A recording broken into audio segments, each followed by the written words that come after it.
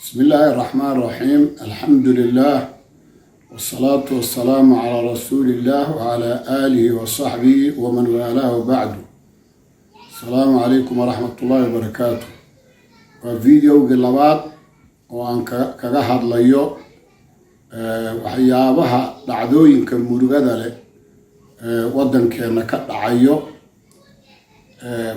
وحن كسر هذا وحيابها لوجي سنة قبلها يجر Soomaali waxyaabaha kale maqalay waxa ka mid ah umurugada leh nin hubsita oo waliba xiran direyskii sharafta ciidamada Soomaali inuu qoys danyar ah u dhacay oo markay dareemeen ay qofkii dumarka ahaa iyo gabadhii ay dariishada ay ka baxeen oo meeshii wiil yaroo 10 jir uu ka helay oo markaa ku faraxumeeyay.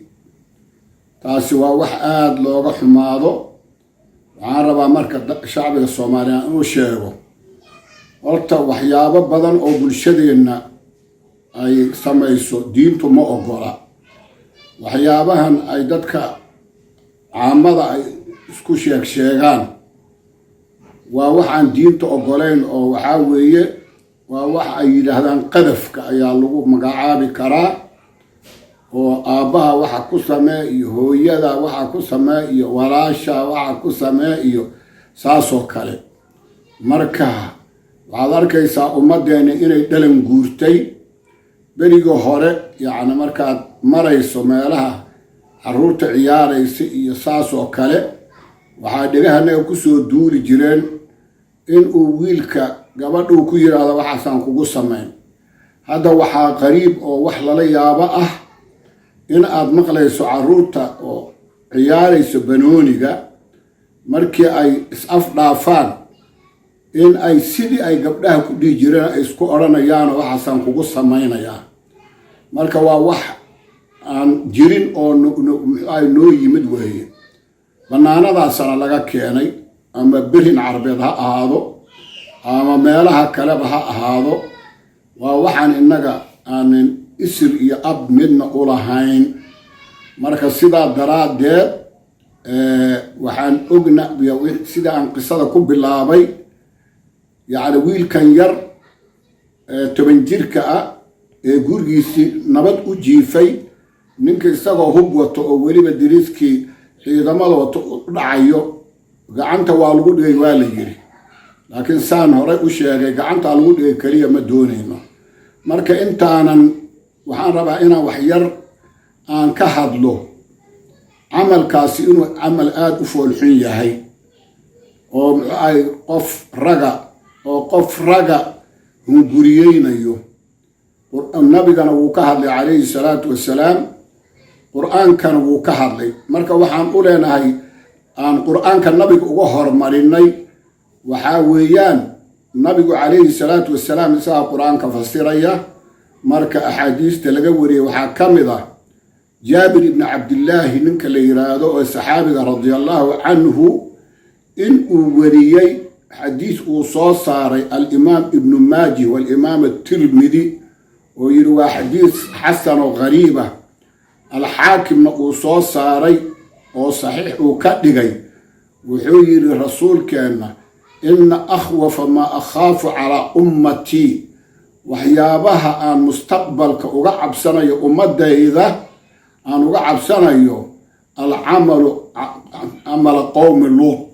قوم اللوط وحي سمين جيرين يعني آد وقب قياب والنبي نيري حديث كلنا وحكول النبي قالنا عليه الصلاة والسلام أبي هريرة ووريي وإمام ترمذي وحسن كدغي وحيري صدح قور ملعون من عمل قوم اللوط.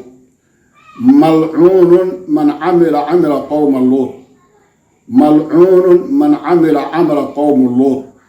سداس أيو يري حديث كالكتنا وحكسو أروري النبي جينا إنه يرى عليه الصلاة والسلام من وجدتم يعمل عمل قوم اللوط فاقتلوه الفاعل والمفعول به لبدا بدلا marka axaadiistu markay saa u sheegtay quraanku waxaan ognahay qoom dhan oo qoomuluud loo bixiyay oo wadankan urdun meesha uu degan yahay ee badda la yiraahdo al-bahr al-mayyit ama badda oo dhimatay bakhtiray waxa laga wadaa marka badda arkaysu ilaahi cadadiisi meeqa laga joogaa taariikhda ayaa ku dhacday sidaa daraadeed wax xayawaana oo ku noolaanayo maba jiraba noocu dooniba ha ahaado baynamaan ognahay badaha intooda kale khayraad badan iyo kalluun iyo waxyaabo un ilaahay dadku inay ku jiraan marka sidaa daraadeed qur-aanka wuu inooga sheekeeyey nimankaasu waxay ahaayeen waxaa weeye mar waa la ceebeeyey oo qur-aanka wuxuu leeyahay ainakum lata'tuuna arijaala يعني ما هواء يا رجل مياد أتجيسان أو هوينكيننا مياد كتجيسان أتأتون الذكران من العالمين وتذر ما خلق لكم ربكم من أزواجكم بل أنتم قوم عادون ما حد عي أو محو هاي أتصدى أسمين إنسان إنهم كانوا قوم يعمر إنهم من كانوا قوم لوط ونجيناه من القرية التي كانت تعمل الخبائث إنهم كانوا قوم سوء فاسقين وحاول خبثنا يحمان نوالو هاي سفيي انت مركان كبحنو وحان أركينا قوم كاس إلهي قو هلاقي سيئو آدي آدى أيو هلاقي طول سورة ضوء وسورة الهود أي كمتاي وسورة الحجر أي كمتاي وكان أراني إلهي فجعلنا عاليها سافلها وأمطرنا عليها حجارة من سجيل ممدود مصومة وكان أراني وعاوي سورة كلنا واسطة كرأن عليهم إيا عليها مرك إلهي بعذابي كيم بنانا ذا آذينا قلح بالغرفتي كوي كلنا جبريل باللقدي يقولك لقدي sidaas ayay noqotay marka waxyaabaha sidaa inagu ma inan aqoonin umadeena waxa uu ku faafana waa akhlaaq la'aan akhlaaqdu mar haday baaba'dana umadu way halaagsamaysaa sida uu amiiru shu'ara uu yiri Ahmed Shawqi inama al-umam al-akhlaq ma baqiyat umadu akhlaaqda ay ku taagayihiin فإن ذهبت أخلاقهم ذهبوا هدي أخلاق دودي بابادو يقول من نولانا يعني ويهلاك سميان مركز سيدا دراد يا إلهي سبحانه وتعالى وداد كاسي وعذاب كعذابي وحان مركز هدا أن كلا أنكهد لينا قفكي وحا سميو إلا الحديث كوان أرقني من عمل قوم لوط فاقتلوه الفاعل والمفعول أيو نبي نير كي أو وحي بيحق باوريه مركا كي وح سميه كي لجو سميه با لبدا بدلا أمد إسلام يعني فقهاء أو السلف الصالح يعني أقوال فربضا أو كلا دوان أو كلا أدق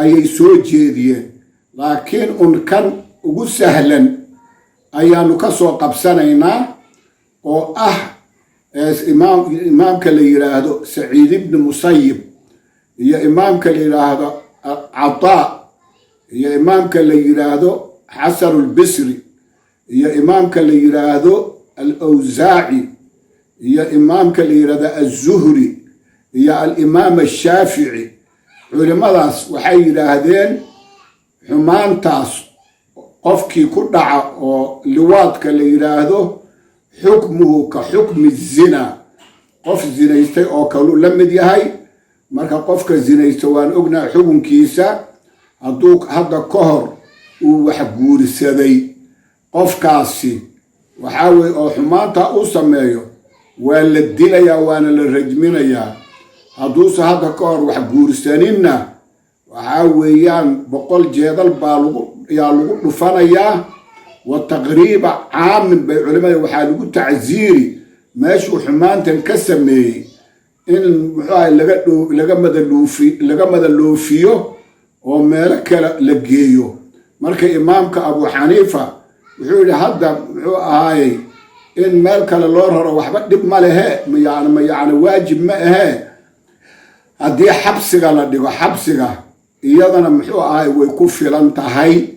marka sidaa daraaddeed wax sahlan ma aha, waa wax fool xun. saan sheegnay dadkeennina wax asmaa'ina aqoonin. marka haddii waxa uu hadda ina soo galay waa in farag adag lagu qabto oo wixii waxaa sameeyo waxaa weeye in iyagana la daldalo oo daldalidoodana weliba dadka la tuso sidii aan sheegnay, si aan ummadda akhlaaqda xun aynu uga dahirno. haddaynu ka dahir weyno kulligan waan israacaynaa, waan baaba'aynaa. marka diinta ilaahay sida ay tahay waa inaan u fahamno oon ugu toosnaano, oon mujtamaceenna ama bulshadeenna aanu ka ilaalino waxa duminayo. yaa muxuu ahaay dadka oo dhan looga baahan yahay, oo dowladda ay ugu horeyso, oo culimmada ay ku xigaan, oo dadweynahoo dhan ay ku xigaan. waxaa la doonayaa in waxyaabahaas laga hortago. haddiina ka hortegi weynana waanu dumaynaa. marka taasaan iyadana halkan fideoga yaan ummadda ku baraarujinayaa.